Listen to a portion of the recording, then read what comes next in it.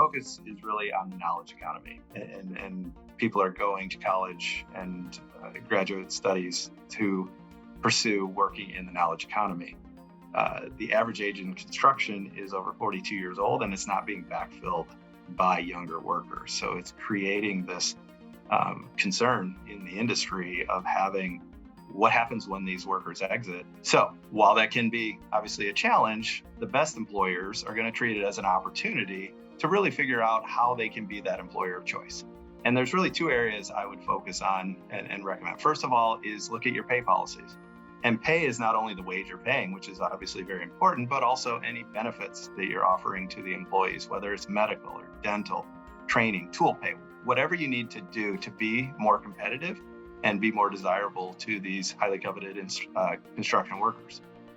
You need to also look at your pay scale relative, not only in your town, but start looking more broadly. Construction companies are looking to identify workers regardless of geography and willing to pay relocation fees. And then the second area I would focus on is training.